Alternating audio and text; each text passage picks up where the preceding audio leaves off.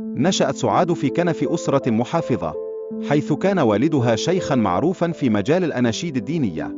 كانت هذه البيئة الفنية التي تحيط بها منذ طفولتها رافدا أساسيا في تشكيل هويتها الفنية، مما أضاف عمقا خاصا لحياتها. في سن السابعة بدأ شغف سعاد بالغناء يتأجج، إذ تأثرت بشكل كبير بموسيقى جيرانها. وخلال تلك الفترة حصلت على تدريب خاص على يد موسيقيين بارزين، مما ساهم في تطوير موهبتها وإبراز صوتها الفريد.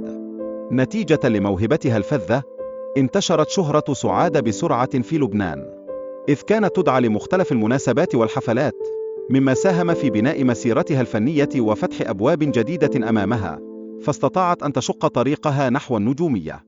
لكن تأثير عائلتها كان جسيما، إذ كانت العائلة ترفض فكرة الغناء، معتبرة إياها تمس بشرفها. هذا الصراع الداخلي بين طموح سعاد ورغبات عائلتها شكل محور حياتها، مسببا لها الكثير من الألم والتوتر. في خضم هذا الصراع كان محمد علي فتوح له دور حاسم في دعم سعاد، فقد آمن بموهبتها الفذة وساعدها على التغلب على التحديات التي كانت تواجهها، مما ترك أثرا كبيرا في مسيرتها الفنية. لكن المخاطر لم تكن بعيدة، حيث تعرضت سعاد لهجوم شقيقها بسبب شغفها بالغناء. كان هذا الهجوم نقطة تحول في حياتها الفنية والشخصية، إذ عمق من صراعها الداخلي بين العائلة والمهنة. انتقلت سعاد محمد إلى دمشق، حيث تألقت في الإذاعة، مما فتح لها الأبواب للوصول إلى مدينة حلب. هذه المدينة أصبحت نقطة اعتراف بجمال صوتها، وأسهمت في تعميق حضورها الفني. ثم جاء فيلم فتاة من فلسطين، الذي شكل نقطة انطلاق سعاد محمد في عالم السينما. أدت فيه الدور الرئيسي، واستطاعت أن تجذب انتباه الجمهور، مما زاد من شهرتها ومدى حب الجماهير لها. رغم نجاحها الكبير في التمثيل، اتخذت سعاد محمد قرارا جريئا بالتركيز على الغناء. ابتعدت تماما عن عالم السينما، لكنها لم تتخلى عن عالم الفن، حيث استمرت بالمشاركة بصوتها في العديد من الأفلام الأخرى. أنجبت سعاد محمد 6 أطفال من زوجها الأول و4 من زوجها الثاني.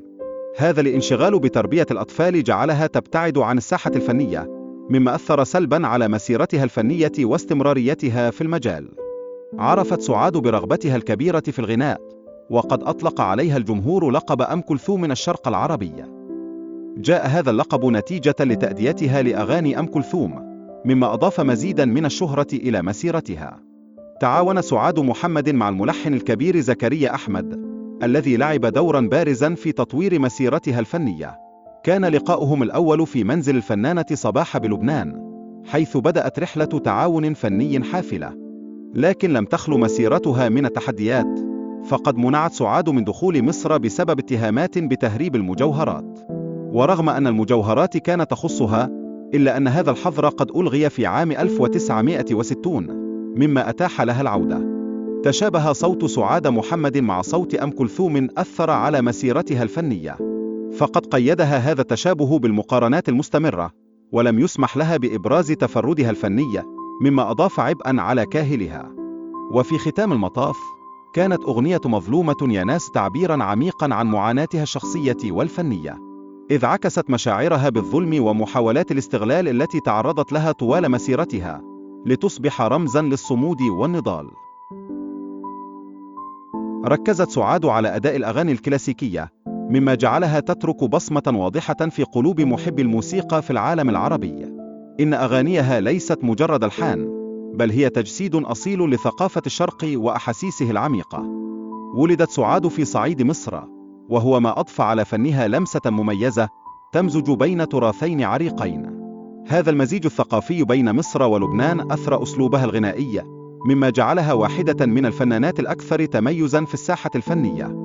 تأثرت سعاد محمد بشكل كبير بأم كلثوم، حيث اعتبرت نفسها التلميذة النجيبة لهذه الأسطورة. هذا التأثير لم يكن مجرد إعجاب، بل شكل دليلا ومنارة لطريقها الفني منذ بداياتها المشرقة.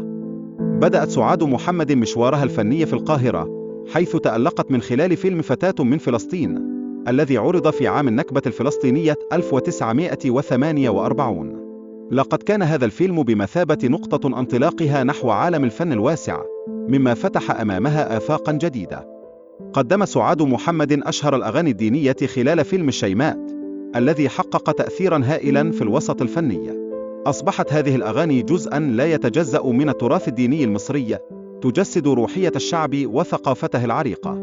سعاد محمد كانت عضوة في نقابة الموسيقيين المصرية، حيث لحن لها مجموعة من أبرز الموسيقيين في ذلك العصر.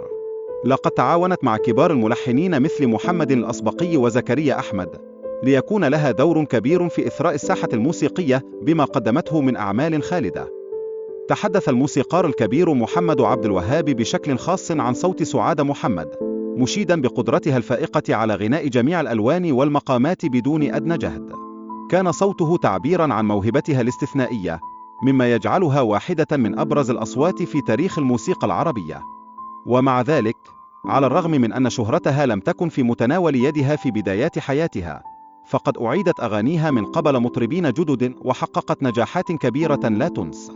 هذا التحول أعاد لها الاعتبار وفتح لها أبوابا جديدة لتصبح نجمة مضيئة في سماء الفن. لكن حياة سعاد محمد لم تخلو من التحديات، فقد شهدت العديد من التقلبات، بما في ذلك دعاوى قضائية ومنعها من دخول مصر، مما أضفى بعدا دراميا على مسيرتها الفنية. كانت تلك المحن بمثابة اختبار لقدرتها على الصمود في وجه العواصف.